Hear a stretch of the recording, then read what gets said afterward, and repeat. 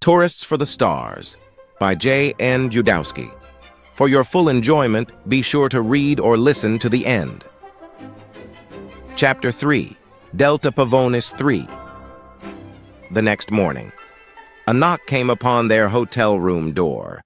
Dodge instinctively climbed out of the bed to answer when Jackie stopped him. "We are not home. I need to answer it." He stopped in place as she got up and put on a robe. Since the entire front hotel staff was only women, she did not bother to put on her veil as she picked up the translator from the night table. She opened the door, revealing the hotel concierge standing before her. She was an attractive, violet-skinned woman in a black belly top with a silver alien-written name tag with black lettering. Her lace veil was black with silver and gold threads. She spoke to Jackie through the translator. Jackie handed the woman a handful of coffee beans and thanked her. She closed the door and turned to Dodge. "That was our wake-up call." "Geez, the food was good last night, but it really knocked me out. Feel like I slept much longer than 8 hours. She began to dress. "Do we have enough time for more shopping before the freighter departs?" He looked at his watch and panicked. "It's taken off in a half hour. Did you tell them Earth hours last night for our wake-up call?" "No, I just asked for 8 hours. What's the difference?" she responded as she put on the lace veil. "Jackie, their days are longer here." He rushed to dress. "So?" She was puzzled. "1 hour here is over an hour and a half back on Earth. We didn't sleep 8 hours. We slept 12. The ship is taking off in 30 of our minutes." "It's a 30-minute walk from here," she reminded him, "and we need to still check out." "We already paid them. Just drop the key card at the front desk." He left a handful of beans on the bed for the maid. "We are going to need to run or be stuck here for 3 months or more," he shouted at her as they both grabbed her shopping bags and his backpack. They bolted out the door. "And try not to bump into anyone on the way there. The last thing we need is to offend a native and get into a gunfight." Dodging in and out between pedestrians, they had to stop and swerve many times to avoid bumping into anyone or accidentally hitting an armed Eridanian with Jackie's shopping bags. Her ankle-length skirt made it difficult for her to run in. Her carrying a couple of her own bags caused a stir among the locals. If they did bump into anyone, they quickly apologized by saying in the native tongue, "Tui," and handed the offended a handful of coffee beans. By the time they reached the spaceport, they were both heavily winded. Panting, they put the shopping bags down as they helplessly watched the Yeager freighter, high in the sky, blasting into space at a 45-degree angle away from them. Dodge looked at his watch. He shouted up at the ship that suddenly disappeared into space. "Really? You couldn't wait 15 minutes?" "Now what? If we're stuck here for 3 months, we'll both lose our jobs." Jackie asked, not outright blaming him, yet still thinking he should have told her the time difference on the planet. "There has to be another way off this rock and back home before our vacation time is over," Dodge thought. Seemingly on cue, another ship descended from space firing its retro rockets to land on the pad the Earth freighter had recently vacated. It was not a human vessel, but perhaps it was a way off the planet. 2 days later. Delta Pavonis trade ship. Entering the ship's canteen of the Delta Pavonisian 3 freighter, Jackie needed to use one hand above her to feel the low ceiling, preventing her from hitting her head. They were invited to dine with the ship's captain and his small crew of 4. The captain was excited to have them on board. He had always hoped he could be assigned the Earth trade route, so he had been learning English in his free time. To have 2 humans on board gave him the opportunity to practice his English. The low ceilings of the ship were worse for Dodge. He had to hunch over greatly to get through the ship's corridors and rooms. Sitting at the mess table was a great relief for him. He was 6 feet tall, while Delta Pavonisian males, on average, were only 5 feet tall. He was told their females were a foot shorter. The captain's human-like blue eyes lit up as they sat down across from him. His snout smiled broadly, as did his all-male crew. They all had long, wiry tan hair on their chins. The room was filled with smoke from their long, curved pipes. The dried leaf they smoked from their home planet had a wonderful woody smell to it. It made the couple think of a burning fireplace on Christmas Eve. Jackie found it interesting that in contrast to their grayish skin and dull tan bristled hair, they wore extremely bright-colored clothes. "Welcome, welcome." The captain greeted them, standing and offering his human-like hand with black fingernails. His 4 crew members' large ears all angled towards their captain as they also stood on their bootless hoofed feet. They were not hampered by the low ceilings. Dodge smiled at all of them when he responded, their ears physically tilted in his direction. "Thank you, please sit. It was very kind of you to take us on board. For 5 pounds of coffee beans, I would take you to Earth if my flight schedule would have allowed the detour." "You use HAP credits. Why did you want the coffee beans instead?" Dodge asked. "I thought only the Eridanians accepted it as currency." "Well, they love coffee, but do not have the environment to grow the beans themselves. They value the beans more than gold. I traded the 5-pound bag you gave me for 10 pounds of gold.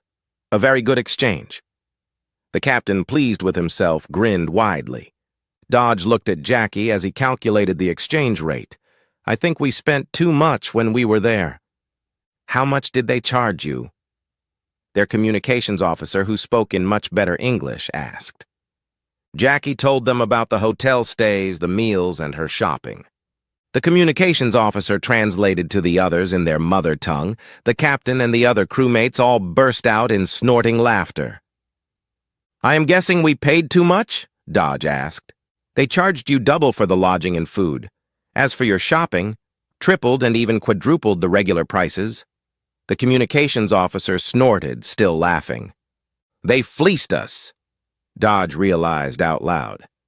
"Yup," they were all still laughing. Jackie frowned at Dodge. "You really need to do your homework." She punched him in the shoulder. "Ouch!" Dodge put his hand over where she hit him. The Delta Pavonisians laughed even harder.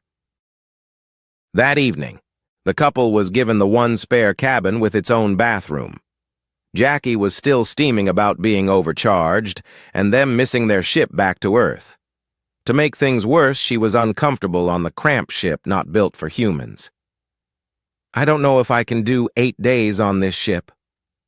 Delta Pavonis 3 has much stronger relations with Earth, trade and tourism.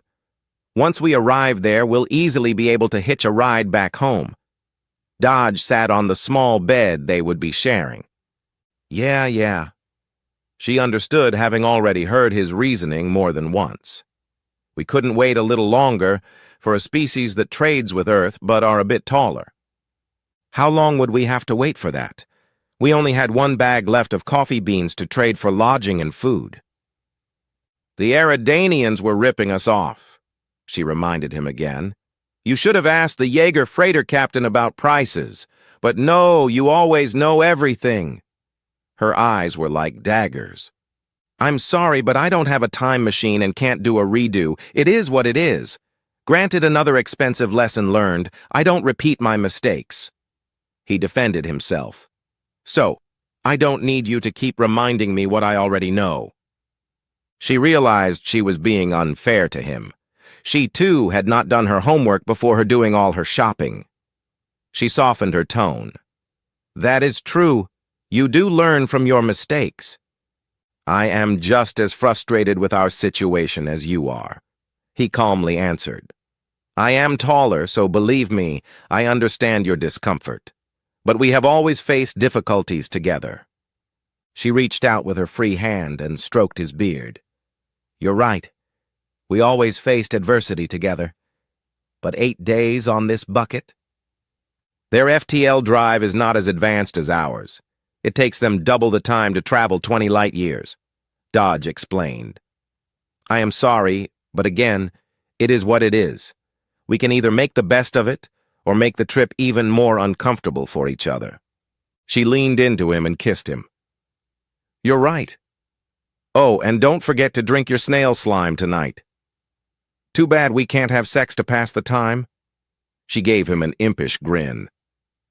"On this bed?" He looked at the small cot that was only 5 feet long. "Not even sure I can sleep on this." 8 days later.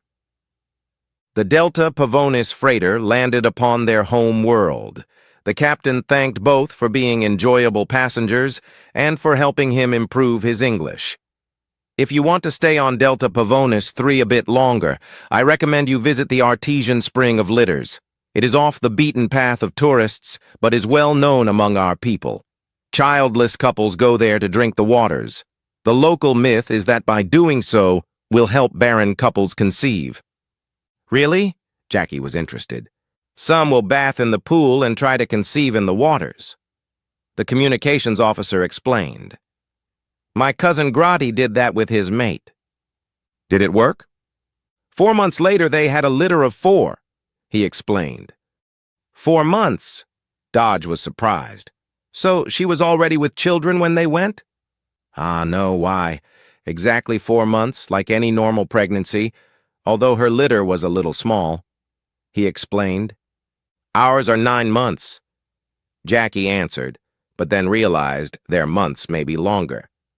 Are your months longer here? The captain took out his pipe to answer. Our months, on average, are 2 days shorter than Earth months. We orbit our sun in less than an Earth year. Our females do not have such long pregnancies. 4 months is normal. The communications officer added. Oh, Jackie admired that their women's pregnancies were shorter, but did not envy the idea of giving birth to 4 or 6 little ones with hoofed feet. Is there a spooky physics communications office to Earth? She asked the 2 Delta Pavonisian males. There is a Western Union outside of customs in the spaceport, the communications officer told her. Why do you want to send a message back to Earth? Dodge was confused. We should be finding the next flight back home. Do you want to wait almost 3 months to make love again? She looked at him. Well, of course not, he replied, knowing she already knew the answer. Well, we are going to both send messages back to our offices to let them know we are taking personal days and are extending our trip, she told him. We are? He first asked, but then realized her plan. We are going to the fertility fountain. She smiled widely and nodded. Yes, I don't want to wait 3 months either. Does that mean I can stop drinking the slug slime, which does not taste like peppermint? He wanted to throw it away. For now. She grabbed him around his neck, pulling him to her to kiss him. The Delta Pavonisians began to snort as they snickered. Please continue to Chapter 4, The Jungles of Delta Pavonis 3. To support the author, please like, share, comment, and subscribe.